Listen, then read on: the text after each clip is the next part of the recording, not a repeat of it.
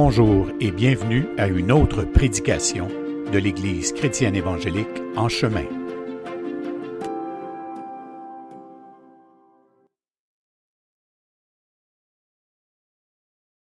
Alors, bon matin à tous. Ce matin, dimanche le 29 novembre 2020. Donc, ça fait plaisir d'être avec vous ce matin, encore une fois, pour cette rencontre de la prédication de l'Église En Chemin. Donc, cette semaine, nous allons parcourir le sujet qu'on a commencé la semaine passée. Si vous vous souvenez bien, on a parlé de renoncement à soi-même. Et puis, il y a énormément d'éléments à voir dans ça, le renoncement. Puis, on essaie de comprendre de quoi on parle exactement quand on parle de renoncement, puisqu'on est habitué souvent à le voir à travers des projets de nos assemblées et de voir qu'on doit renoncer à toutes sortes de projets qu'on aurait individuellement en vue de participer à des grands projets. Puis ça peut être vrai, soit dit en passant, et ça fait partie de l'unité du corps de Christ, d'une église locale, de ne pas se répandre dans mille et une affaires. Mais en même temps, c'est pas d'abord ça. Le renoncement, c'est quelque chose qui est bien avant ça, c'est-à-dire le renoncement à des choses, à des attitudes, mais surtout à ce qui domine nos cœurs, nos pensées, nos réflexions. Donc, c'est ce dont on va s'entretenir ce matin. Euh, à l'adresse de tous les membres de l'Église En Chemin, d'abord, un gros merci d'être là, puis un gros merci pour vos encouragements, votre édification. Euh, de ma part à moi-même et également du comité des anciens du Somme 4, on se rencontre à tous les jeudis et on apprécie beaucoup les encouragements, puis l'ambiance aussi, une ambiance paisible qui est dans l'Église. On sent que tout le monde comprend bien qu'on doit se, se- se surveiller soi-même. On est dans un virage. On essaie, tout le monde, par la grâce de Dieu, au meilleur de notre connaissance, de marcher honnêtement avec Dieu selon l'Écriture. Et puis, on apprécie la réponse, on apprécie l'encouragement et qui nous est donné par vous tous qui êtes membres de cette Église. Alors, un gros merci au nom du comité des anciens.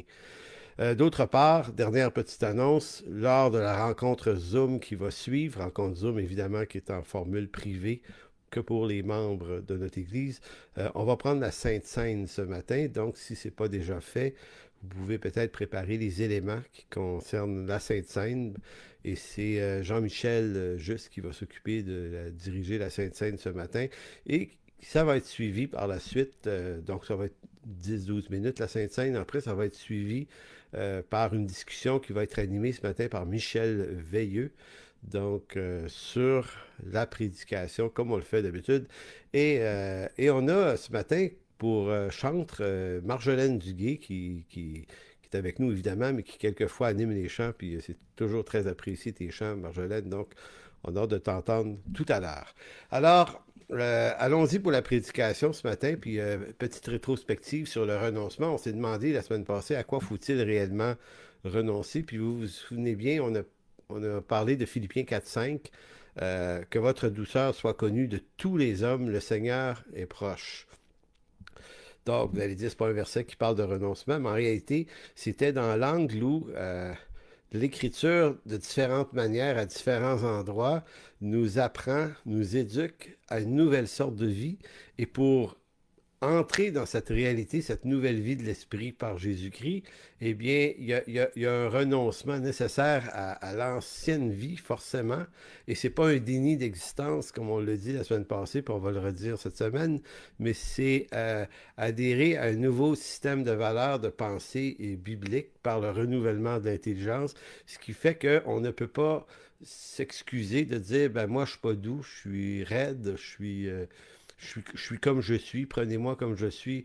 Évidemment, on n'a pas le choix, mais de vous prendre comme vous êtes ou que vous me preniez comme je suis, mais j'ai la responsabilité à la fois de, de prendre connaissance de mes lacunes et de pas penser que c'est normal de le faire endurer à tous, puisque l'apôtre Paul dit, mais ce qui devrait prédominer dans le regard des autres lorsqu'ils nous regardent vivre, les gens autour de soi, mais les croyants, les gens de nos familles, du travail, ce que les gens devraient remarquer, puisqu'on appartient à Christ, ils devraient reconnaître notre douceur. Donc, évidemment, c'est peut-être pas très bien installé dans nos vies, on le sait bien, puis c'est un défi, puis c'est pas évident, là. Mais sauf que il faut se demander comment les gens nous regardent et peut-être, des fois, il faut cesser de se dire que c'est les autres toujours le problème. Peut-être que s'il nous arrive souvent des difficultés, des tensions à gauche, à droite, partout, ben, peut-être qu'il faut avoir l'honnêteté de revenir devant Dieu et de dire, bon, ben, Seigneur, éclaire-moi moi-même, là, j'ai besoin d'une introspection avec toi pour prendre conscience pour passer de ce que je suis au caractère de Christ à laquelle je suis appelé, parce que c'est ça le témoignage de Christ, il passe à travers ses vertus et ses fruits à lui.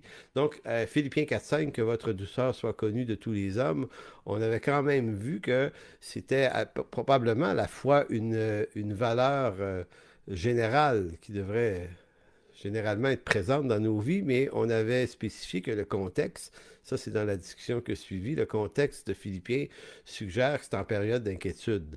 Donc en période d'inquiétude, et nous sommes dans une période de grande inquiétude à travers la pandémie et les tensions politiques mondiales de toutes sortes, là, quelle devrait être ce que les gens remarquent de nous, d'abord et avant tout, ben, c'est notre douceur, notre assurance, notre certitude, puisqu'on est des citoyens des cieux, d'abord et avant tout. Donc, nous, on ne changera pas grand-chose à ce monde-là, finalement. Ce monde va rester ce qu'il est. Donc, voilà, en quelque sorte, un préambule à cette prédication. Euh, Dans cette même introduction, j'aimerais rappeler ou dire que l'idée de la douceur, de la bonté, de toutes ces qualités-là, n'appartiennent pas qu'au Nouveau Testament. Galates 5,22 nous fait un énoncé de 9 qualités qui font partie du fruit de l'esprit. Il y en a un fruit de l'esprit, mais en 9 particularités. Mais il y a d'autres textes qui en parlent puis qui vont ajouter d'autres qualités aussi. Mais c'est pas juste du Nouveau Testament. Ça semble être ça domine à travers l'Écriture. Tu sais, le livre des Proverbes va dire ce qui fait le charme d'un homme, c'est sa bonté, son amabilité. Donc, c'est ça qui fait le charme d'un homme. Mais ça, c'est un texte qui date de 9 siècles avant Jésus-Christ. C'est quand même... Donc, on voit qu'il y a une continuité entre Ancien et Nouveau Testament. Dans le livre des Nombres, qui est encore plus ancien, en parlant de Moïse, on dit Moïse était un homme fort patient, plus court qu'un homme sur la face de la terre. Et Moïse est un personnage intéressant puisque il était supposément très impatient dans sa jeunesse lorsqu'il a tué l'Égyptien. Vous connaissez l'histoire du livre de l'Exode. Il a tué l'Égyptien, puis il a dû se sauver. Mais finalement, on voit toujours le caractère de la transformation.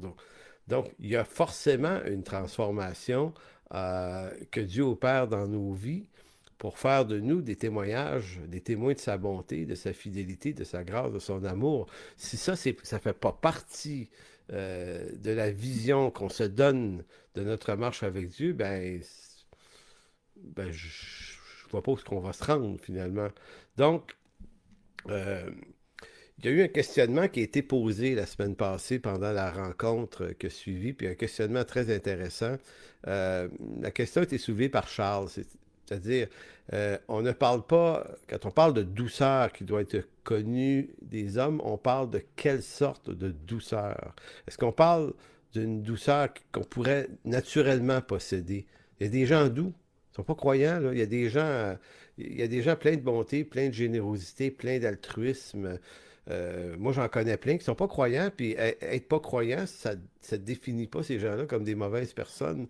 Je connais des croyants qui ont un sale caractère bien plus que mon voisin, là, qui est bien fin, là. Comprenez-vous, c'est comme, on peut pas dire, quand tu es chrétien, tu deviens tout à coup une bonne personne, puis les gens non chrétiens sont des mauvaises personnes. C'est une utopie complète, cette idée-là. Cependant, on n'est pas appelé à devenir de meilleures et de bonnes personnes simplement au sens où on l'entend, mais si on est appelé à devenir de bonnes et de meilleures personnes, c'est à travers l'intention de Christ, par l'œuvre de son esprit, c'est de meilleures personnes dans ce sens-là, voyez-vous. Donc, si on est déjà une bonne personne dans notre humanité, tant mieux, sauf qu'il se peut que le Seigneur vienne travailler dans ça quand même, puis il y a du renoncement dans ça. Donc, qu'en est-il des bonnes qualités qui nous habitent naturellement, si c'est le cas, mais qui ne sont pas présentes à cause du fruit de l'esprit, mais par éducation, ou par différentes pathologies qu'on aurait rencontrées. Que j'ai repris le questionnement de Charles, parce que je lui ai écrit personnellement, j'ai écris-moi ta question, parce qu'il y avait beaucoup de volets dans cette question, de telle sorte qu'on la saisisse bien. Fait que je vous relis le paragraphe que j'ai créé à partir de sa question. Ça sonne à peu près comme ceci. Les églises ont souvent renforcé, encouragé les personnes douces ayant un trait de personnalité qu'on dirait plus introverti. De cette sorte, l'introverti a l'air doux, donc plus spirituel, par son côté réservé, patient, mou. Mais en fait, peut-être qu'il croule sous l'anxiété et la peur du regard d'autrui. C'est intéressant parce que on peut être doux, mais on peut être doux pour les mauvaises raisons, en d'autres mots. Et donc, comment guider les doux de tempérament ou de bonne éducation dans une vraie douceur de Dieu et non pas une simple douceur humaine? Il y a donc un risque que le doux se sent renforcé dans sa douceur humaine et donc il va falloir l'aider à distinguer la douceur divine pour la gloire de Dieu, afin que cette douceur de Dieu soit bien mise en lumière. Donc, ce que Charles soulève, vous l'avez bien compris, je pense, va falloir distinguer entre douceur de Dieu et douceur humaine, bien que la douceur humaine, à première vue, peut paraître comme la douceur de Dieu voulue par Paul dans Philippiens 4.5. Donc, continue-t-il en disant, le défi d'une personne douce est donc de faire la part des choses entre sa personnalité, d'apparence douce, et l'action divine de Dieu. Aussi, comment guider les doux, anxieux à s'affranchir du regard d'autrui pour avoir une sainte douceur, une douceur animée par la droiture du Christ. Donc, vous voyez la qualité de ce raisonnement, comment il est très, très important, puis qui nous force à réfléchir sur toute la question de la douceur et du fruit de l'esprit, dont on pourrait en posséder certains qualificatifs naturellement dans nos vies. Donc, la douceur dite naturelle, qui pourrait être le produit d'une attitude de caractère doux ou d'attitude anxieuse, en fait, n'est pas en soi une vraie douceur, mais une apparence de douceur. La vraie douceur, c'est celle que Christ peut produire. Tout le reste qu'on possède en Adam, c'est tout ce qui est contaminé forcément par le péché. Donc, on développe un paquet de traits de caractère qui sont excellents. Puis, il vaut mieux être doux en ce monde qu'être méchant en ce monde. Mais néanmoins, c'est une douceur qui est le produit d'une vie adamique. Donc, la douceur, ce genre de douceur peut être un mécanisme compensatoire. Oui, pour toutes sortes de raisons d'éducation, bonnes ou mauvaises, ou de situations très difficiles dans la petite enfance, ben, la douceur peut être un mécanisme compensatoire pour séduire, pour donner de soi une image plus positive, pour se faire accepter peut-être. Donc, ce genre de douceur devient une forme de réponse, je dirais, à de l'angoisse, une réponse au rejet, au harcèlement ou à la violence qu'on pourrait avoir subi. Donc, cette douceur n'est pas, à proprement parler, une douceur qui vient du fruit de l'esprit, si même elle nous manifeste une posture de douceur. Voyez-vous que c'est un grand dilemme, mais à la vue, c'est de la douceur quand même. Donc, et c'est délicat de la qualifier de fausse douceur, parce que c'est tout de même une réelle douceur, mais est-ce que c'est cette douceur-là dont parle l'apôtre Paul, cette amabilité-là, est-ce qu'elle doit être caractérisée par des pathologies de notre vie qui nous a cassés, brisés, de telle sorte qu'on est tout simplement devenu des doux, puis incapables de s'affirmer? Non, je pense que l'apôtre Paul parle d'une douceur qui est le produit de l'esprit. La solution ici est dans le renoncement à soi. C'est pour ça qu'on fait une série sur le renoncement à soi-même, c'est-à-dire découvrir en Christ une nouvelle sorte de vie qui produit des fruits et dont les fruits ne sont pas issus de la vie adamique, mais qui proviennent d'un processus de transformation qu'on va définir à la manière de l'apôtre Paul, donc à la manière de l'Écriture. C'est l'Écriture qui doit dominer notre réflexion tout le temps. C'est ce qu'on s'efforce de faire beaucoup dans notre assemblée. Donc, Paul, lui, va parler dans Romains 12, 2, vous connaissez bien le texte, d'être transformé dans le renouvellement de notre intelligence. Donc, Paul parle du phénomène, du processus de transformation, et ce texte-là nous enlève toute excuse de se dire qu'on est comme on est, puis on va rester de même. Paul dit non, il y a vraiment un processus, puis il fait partie de notre marche avec Dieu. On ne peut pas se changer soi-même, donc il ne s'agit pas de se sentir coupable d'avoir un caractère difficile ou un sale caractère, tout simplement. Euh, donc, ici, là, c'est entre le fait d'accepter la chose comme telle ou s'accuser d'être comme tel. Dans les deux cas, c'est une mauvaise idée de toute façon. La seule chose utile à faire quand on constate l'état de nos cœurs, c'est d'aller au Seigneur. C'est ça à quoi sert une relation, puis une communion avec Dieu, puis dire, Seigneur, il va falloir que tu m'amènes à me réinstruire, à renouveler mon intelligence, parce que je pense que les échecs relationnels que j'ai sont la preuve que peut-être que les autres, puis en passant, je ne veux pas juste qu'on s'accuse soi-même, on est quelquefois réellement victime de la maladresse et de la folie des autres. C'est vrai aussi, mais comment on départage entre les deux?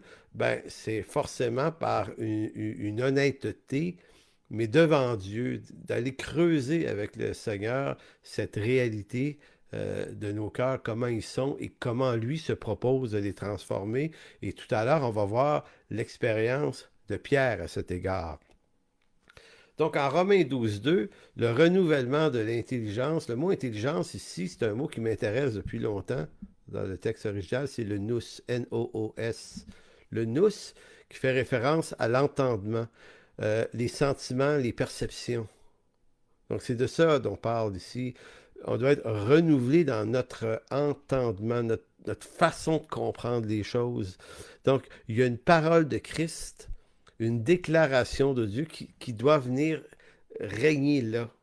Parce que tant que ce n'est pas cette parole qui vient régner dans mon entendement, ben, c'est ma parole qui règne dans mon entendement. Donc, je deviens chrétien qui marche avec Dieu, mais qui pense et qui aime continuer à penser ce qu'il aime penser.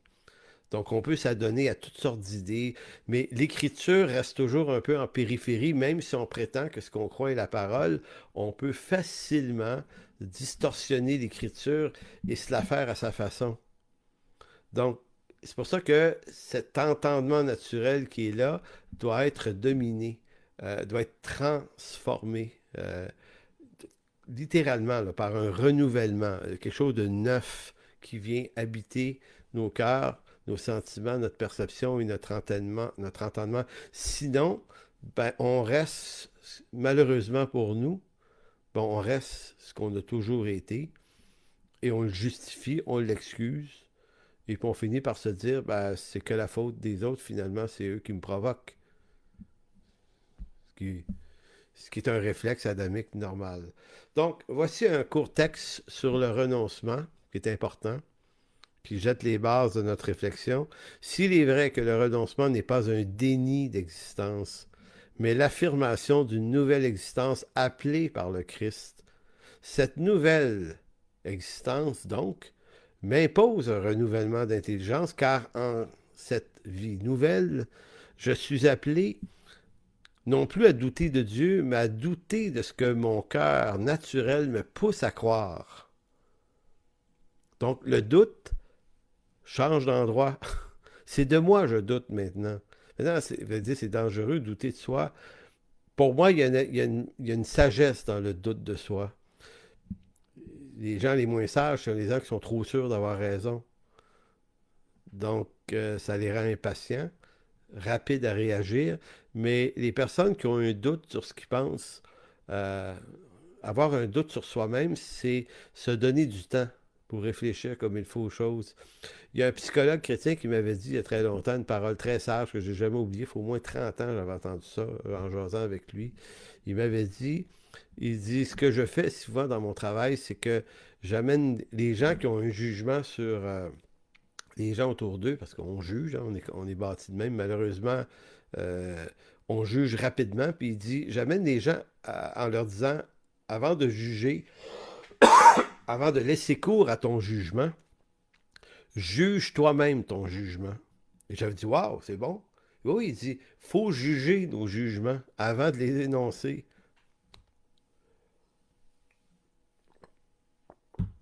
Très intéressant comme notion. Juger notre jugement.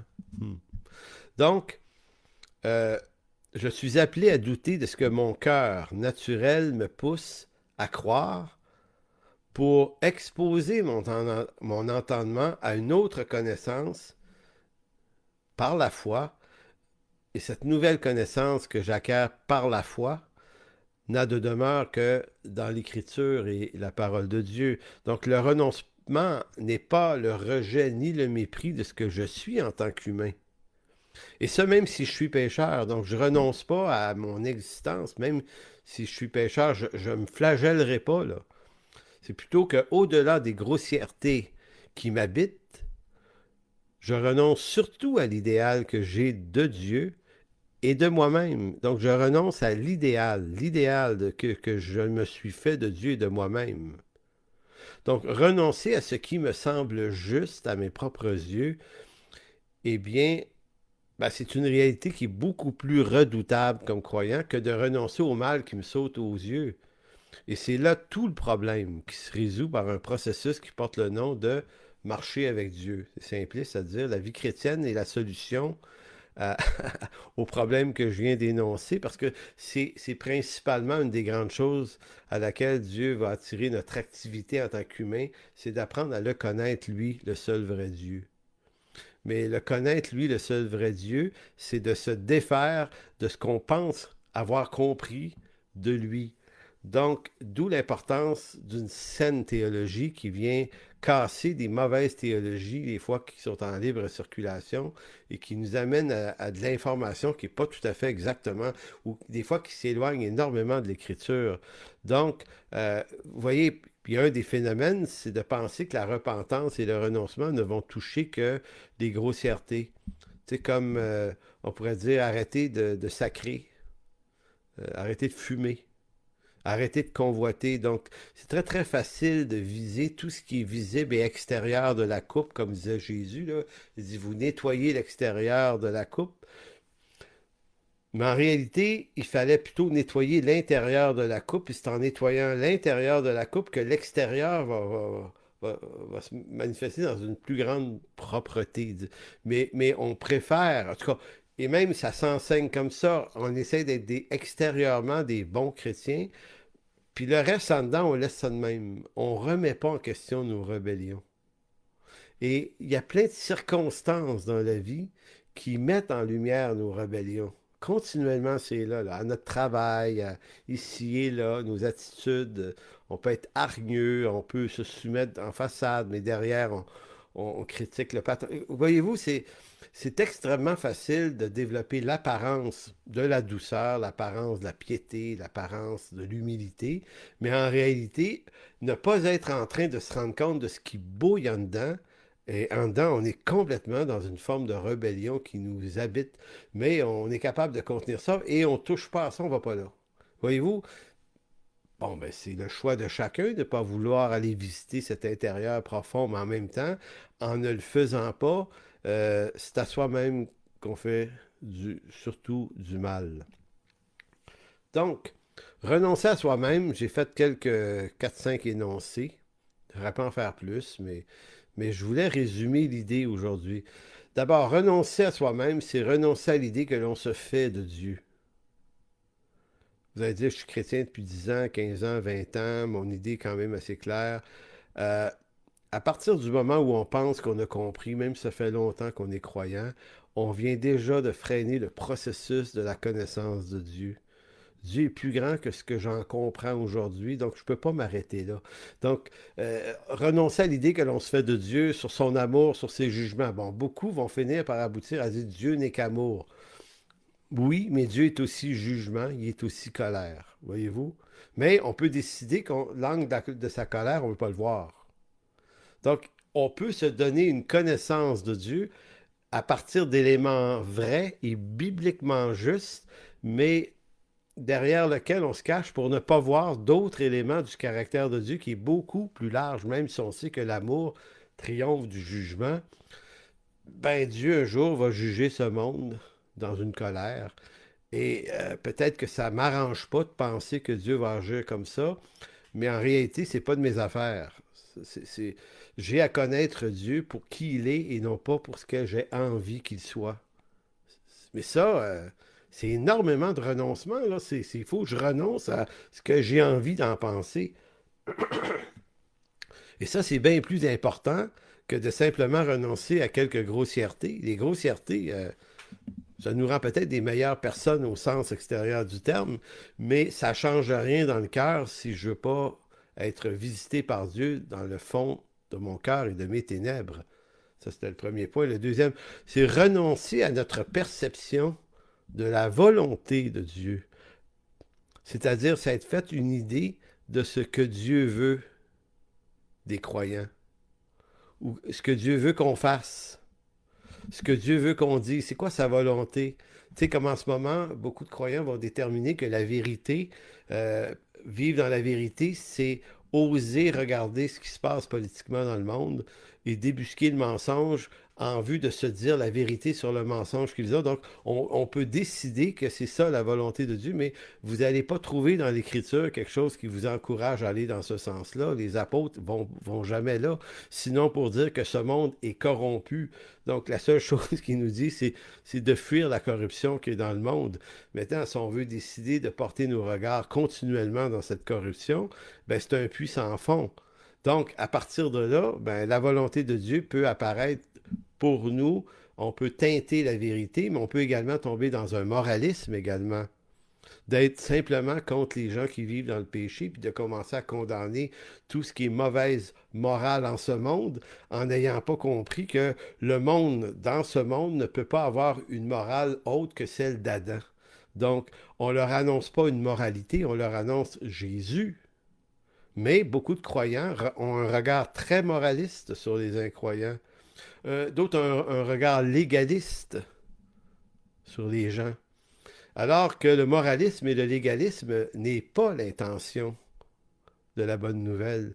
L'intention de la bonne nouvelle, c'est l'appel à la délivrance, pas par un discours moraliste et légaliste, mais par la bonne nouvelle de l'Évangile. Donc, un renoncement à notre perception de la volonté de Dieu. Troisième point, renoncer à notre discours au sujet de Dieu. Comment on perçoit la bonne nouvelle? Comment on perçoit l'œuvre de Dieu? Mais sur le plan de la chose à dire. Dans Matthieu 24, par exemple, vous avez Jésus qui avertit les disciples de faire attention parce qu'il dit dans les derniers jours, et admettons qu'on admettrait qu'on est plus dans les derniers jours maintenant que du temps de Jésus, il va dire il va y avoir des faux prophètes. Qu'est-ce qu'un faux prophète? C'est quelqu'un qui parle de la part de Dieu et qui prétend parler de la part de Dieu. Et à toutes les fois qu'il arrive des crises dans le monde, et moi je m'en souviens pour en avoir traversé 3-4, dont celle du World Trade Center, puis de d'autres pandémies, à toutes les fois qu'il y a un événement comme ça, il y a une hausse du prophétisme. Donc, il y a plein de chrétiens qui se disent prophètes et disent avoir entendu de Dieu des choses et qui se mettent à proclamer des choses. Il y a beaucoup de croyants qui, dans une certaine naïveté, écoutent ça.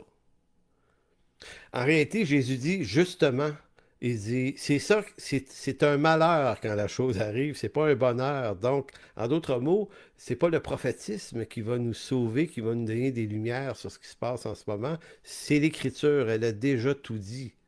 Et le prophétisme au sens biblique du terme, c'est pas d'affirmer des choses que l'Écriture ne dit pas comme si on était un ajout à ce que l'Écriture dit par le Saint-Esprit. Le vrai prophétisme, c'est de réaffirmer l'Écriture en maintenant dans son contexte, de réaffirmer l'Écriture. Il n'y a rien d'autre à affirmer que l'Écriture, spécialement en temps difficile. Quatrième point, renoncer au projet que nous prétendons venir de Dieu. C'est un peu comme les mécanismes compensatoires. C'est tout ce qu'on fait, par exemple, de notre vie chrétienne ou dans notre assemblée ou sur le plan missionnaire. Donc, on peut participer à toutes sortes de projets qui sont de Dieu, mais nous, c'est par compensation qu'on participe à ça, c'est-à-dire que euh, on fuit quelque chose à laquelle Dieu nous invite en ce moment, puis c'est comme si on donne plus ailleurs pour pas avoir besoin de donner là. C'est tordu, mais c'est comme ça qu'on est fait. Je me suis vu tellement souvent tomber dans ce panneau-là. Mais ça aussi, il faut renoncer à ces mécanismes, espèces autoprotecteurs, mécanismes compensatoires. Le dernier des cinq, c'est renoncer à vouloir aider et rendre service à Dieu. Penser que notre contribution est indispensable à Dieu, alors que Dieu nous utilise, pas parce qu'on est indispensable, il nous implique avec lui parce qu'il est gracieux. Dieu est gracieux. Écoutez, il n'y avait pas besoin de vous et moi pour créer l'univers, là. Fait que s'il n'y avait pas besoin de vous et moi pour créer l'univers tout entier avec les multiples lois de la physique qui sont d'une complexité extraordinaire qu'on n'arrive pas à tout percer aujourd'hui, euh, et s'il est souverain sur cette création et qu'il est à la fois omniscient, omniprésent dans cette création, et qu'il n'y a pas une planète à des milliards d'années-lumière ici qui n'est pas en train de vivre quelque chose qui échappe à son commandement, puis que nous, on ne voit pas. Donc Dieu est tellement, mais tellement complètement souverain que ma portion dans son œuvre, je ne peux pas la voir comme plus utile qu'il faut. Pour ça, il dit, considérez-vous comme des serviteurs inutiles. Oui, dans ce sens-là, qui peut se passer de moi, mais cependant, Dieu nous a fait la grâce de participer à son œuvre. C'est merveilleux. Donc, on est utile dans le sens où c'est la grâce de Dieu qui nous rend utile par sa grâce, sa bonté, sa souveraineté. Donc, dans tout ce qui vient d'être dit, il n'y a que des bonnes intentions. Et je suis en train de nous dire que la plus grosse part de notre renoncement consiste à renoncer à nos bonnes intentions, bien plus qu'aux mauvaises intentions. Les mauvaises intentions sont comme trop évidente. Et l'apôtre Paul le dit fort bien dans sa lettre aux Philippiens, chapitre 3. Il va donner la nomenclature. Il dit, moi, je suis d'Israël, de la tribu de Benjamin. Puis il fait un énoncé sur tout ce qui était bon et juste dans sa vie. Philippiens 3. Mais il dit, ces choses qui étaient pour moi un gain. Le mot gain, dans le grec, c'est le mot kerdos, qui veut dire des avantages. Tout ce qui était pour moi des avantages naturels, je les ai regardés comme de la boue pour gagner Christ. Paul a renoncé à ses violences, à ses colères. Il était aussi un meurtrier avant, un homme violent, comme il l'affirme à Timothée dans la première lettre. Il a renoncé à ça, mais il n'a pas juste renoncé aux mauvaises choses, il a renoncé à tout ce qui lui apparaissait bon et juste dans son propre cœur. Maintenant, moi, je me dis ce matin que mon plus gros défi de renoncement, c'est pas renoncer à ce qui m'apparaît évident de mauvais dans ma vie, mais de renoncer à ce qui me semble bon. Et là, c'est complexe parce que ça, il faut bien vouloir accepter d'aller creuser ça avec le Seigneur, évidemment. Et très honnêtement, ça demande du courage. Maintenant, je reviens à la question du départ. Est-ce que la douceur naturelle est une douceur utilisée par Dieu, si tant est que cette douceur-là peut être le produit de diverses pathologies? Donc, ne pas être tout à fait une vraie douceur, mais une attitude qui compense à des phénomènes qui se sont produits, que ce soit des phénomènes d'abus, de harcèlement, de violence, de quoi que ce soit. Maintenant, pour comprendre le phénomène ici, je vais y aller par l'image d'un contraste. On va contraster la douceur ici avec une autre qualité. On va comparer, en fin de compte, et on va parler du zèle. Si vous arrivez à la foi et que vous êtes naturellement une personne zélée, est-ce qu'on va dire de votre zèle qu'il est vraiment béni et de Dieu? Je pense que oui, parce que dans les églises, tout pasteur et ancien aime les gens qui ont du zèle. Et dès qu'une personne est zélée, on ne se pose pas la question de si son zèle est vraiment un fruit de Dieu. Elle est zélée, elle est utile, elle va être rentable, elle va faire avancer l'œuvre, gloire à Dieu. Donc, on ne remet pas en question les qualités naturelles parce qu'on est dans un monde capitaliste et on aime le rendement sur investissement. Donc, tant que des gens nous arrivent avec des types de qualités qui peuvent renforcer ce qu'on a l'air et ce qu'on veut devenir dans notre vision, ben, on ne touche pas à ça, mais en réalité, ça signifie qu'on est superficiel pour qu'on ne creuse pas beaucoup. Donc, je dirais qu'il en va de même avec le zèle, qui semble une qualité spirituelle parce que des chrétiens zélés sont fort utiles. Mais est-ce que ça veut dire que le zèle naturel est un bon zèle? Voyons comment Jésus a traité le zèle de Pierre. Donc, allons dans Matthieu 16, parce que le zèle de Pierre apparaît, on le trouve intéressant, mais en réalité, Jésus a vu le zèle de Pierre comme un obstacle à son œuvre. Si Jésus a brisé le zèle de Pierre, c'est bien en vue de redonner à Pierre un vrai zèle, mais un zèle de l'esprit. Donc, par une question posée aux apôtres, une simple question qui était « Qui dites-vous que je suis » dans Matthieu 16, Jésus, lui, leur a posé cette question-là « Qui dites-vous que je suis » ou « Qui dit-on que je suis » Puis après ça, il leur dit « Et vous, les disciples, qui dites-vous que je suis » Donc, quand Jésus pose cette question-là, il n'est pas en quête d'identité, là. Hein, il n'est pas en quête d'approbation. C'est pas comme s'il y avait eu un meeting avec le Père et le Saint-Esprit quelques heures avant, en disant, puis Jésus disait, hey, excuse Père, mais là, ils n'ont pas l'air à se rendre compte que je suis le Messie, là, c'est un peu fatigant. Moi, je me suis quand même incarné, puis ils vont me crucifier. Faudrait quand même qu'ils me remarquent là, que je suis le Messie, puis les prophéties, coudonc, qu'est-ce qui se passe? Puis là, et là, le Père aurait dit, ben garde, je sais pas, va leur demander, demande-leur s'ils ont remarqué que tu es le Messie. Bon, c'est ridicule. Mais en réalité, Jésus n'est pas dans cette quête-là. Il n'est pas non plus insécure à savoir si lui serait arrivé à bien démontrer sa messianité. Donc, Matthieu 16, 13 qui dit Jésus étant arrivé dans le territoire de Césarée de Philippe, demanda à ses disciples Qui dit-on que je suis? Moi, le Fils de l'homme. Ils répondirent Les uns dirent, tu es Jean-Baptiste, les autres, Élie, et d'autres, Jérémie, ou l'un des prophètes. Euh, Étonnant. Donc, personne, dans les rumeurs autour de Jésus et des apôtres, personne n'a remarqué que Jésus est le Messie. Mais il l'associe à des idées, à des discours, à des personnages qui font partie de leur histoire. Verset 15. Et vous, leur dit-il, qui dites-vous que je suis? T'sais, le cercle rapproché, dire, si le reste, le cercle éloigné, n'ont pas trop compris qui j'étais, bon, on va demander au cercle rapproché, hein, sûrement un petit peu plus d'intelligence ici. Et là, on n'entend pas la réponse de personne, sinon celle de Pierre. Et Simon-Pierre lui répondit, Tu es le Christ, le Fils du Dieu vivant.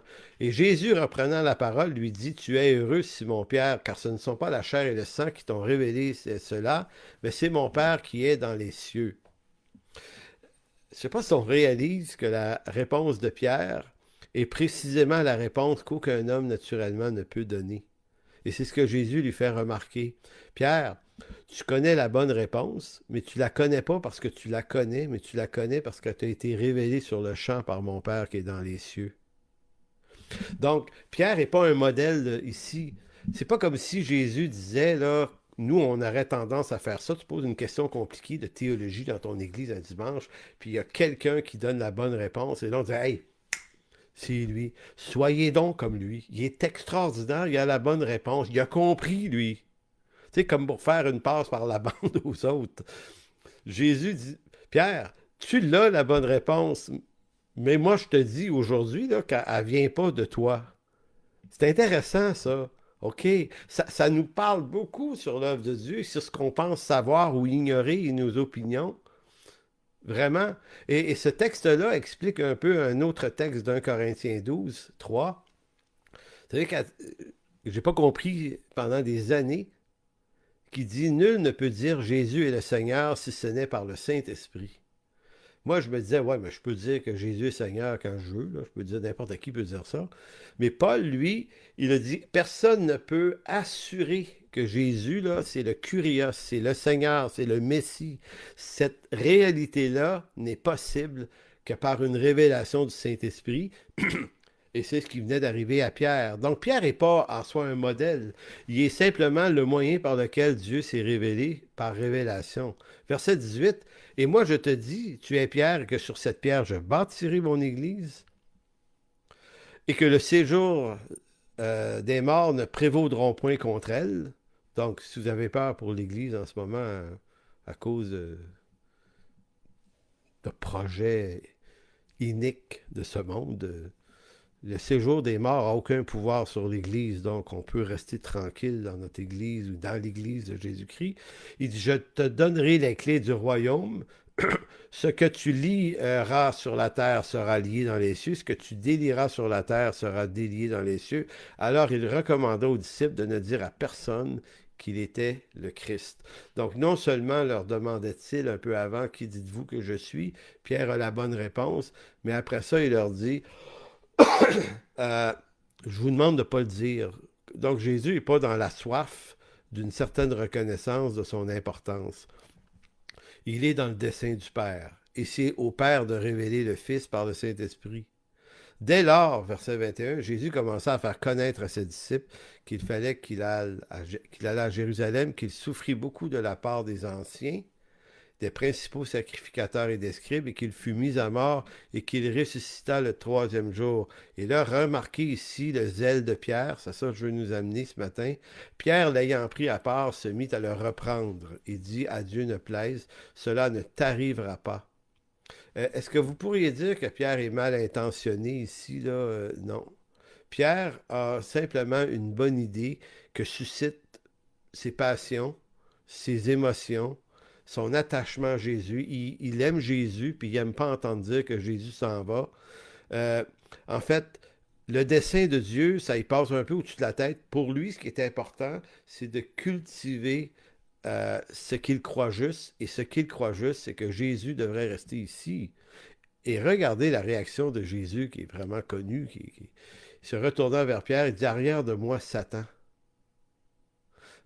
Comprenez-vous que la bonne intention de Pierre, et là on revient toujours à l'idée douceur, bonté, patience, toutes ces qualités-là. Là. Ici, zèle, grand zèle de Pierre, Pierre impliqué dans la personne de Jésus, se fait traiter de Satan.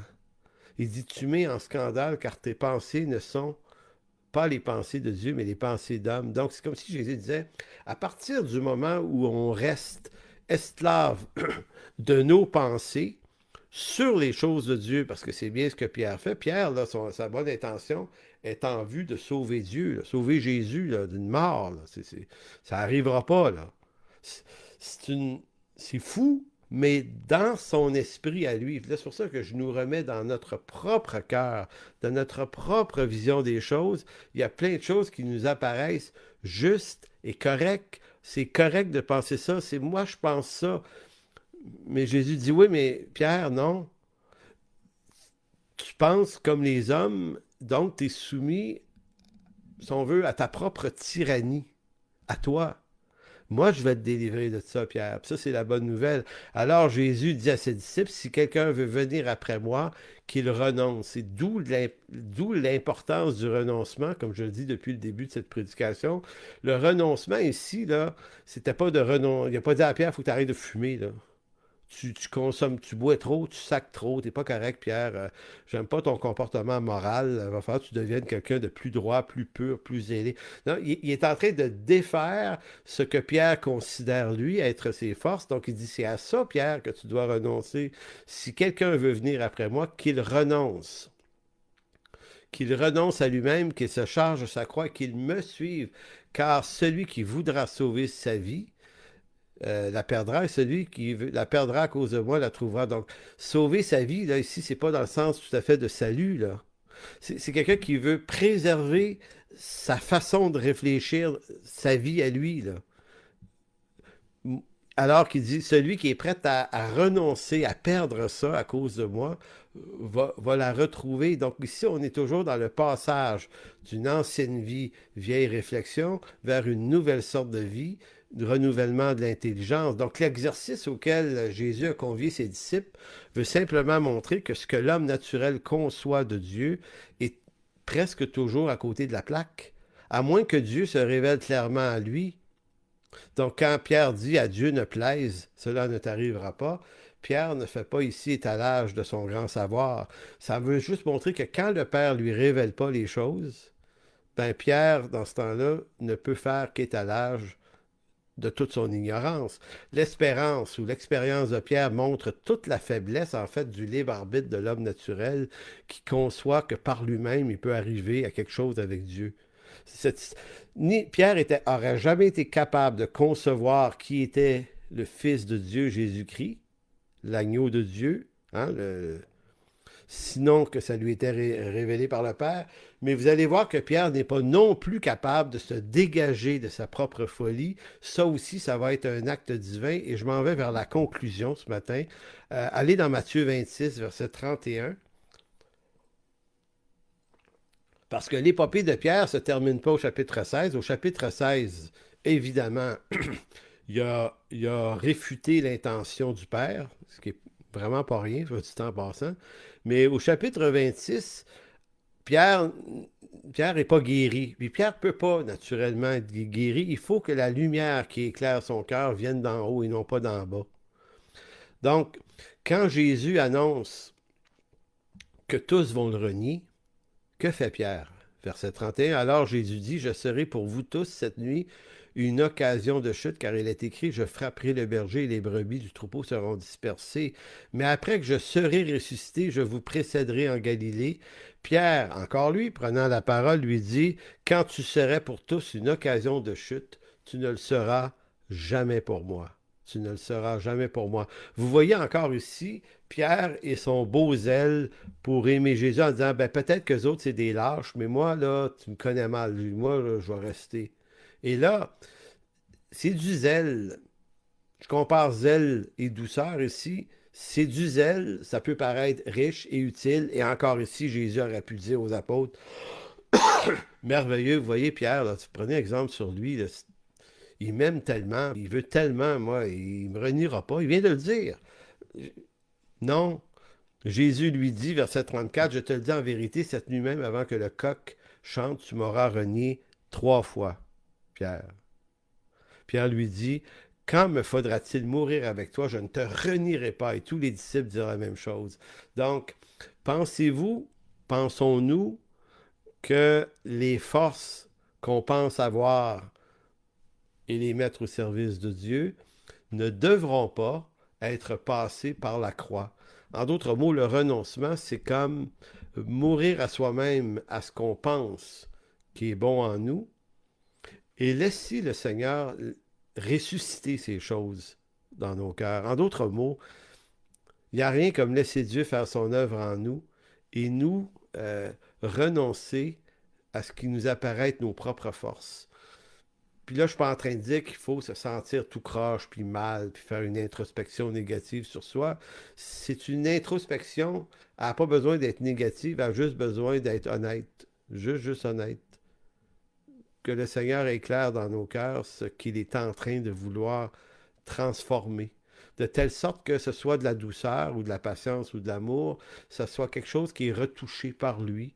Et que si on a à être doux, ce ne sera pas parce que on a subi des coups dans la vie qui nous ont amoindris, mais ça va être une douceur renouvelée. Donc, qui n'est plus un manque d'affirmation de soi, qui est une pleine et juste affirmation de soi, mais dans la douceur et par la douceur de Christ, de telle sorte que même le zèle aussi, que je possédais peut-être naturellement, soit comme peut-être brisé par Dieu, comme c'est le cas de Pierre. C'est comme si Jésus avait dit, regarde Pierre, je m'en occupe de ton zèle, je vais le charcuter en morceaux, demain il t'en restera plus, le coq va chanter. Et là, Pierre rentre dans une période de ténèbres où il se dit, ouais, ma parole vaut rien. Il me l'avait dit. Donc, si ma parole vaut rien, la sienne à Jésus vaut vraiment quelque chose. Et c'est là que le disciple se met à dire, OK, je vais arrêter de penser que je sais, même sur moi-même quelque chose, puis je vais apprendre à le suivre, à me laisser éduquer, à laisser mon intelligence renouvelée par lui. En conclusion, de quoi? Quelque qualité utile et aimable que nous puissions posséder en notre personne, c'est le caractère de Christ par la manifestation de son esprit qui devrait dominer nos cœurs, afin qu'en toute chose, Dieu soit glorifié. Oui, Dieu soit glorifié parce que si c'est moi qui possède de moi-même, usant de mon libre arbitre, toute cette liberté pour être bon pour Dieu, ben, gloire à moi. Gloire à moi.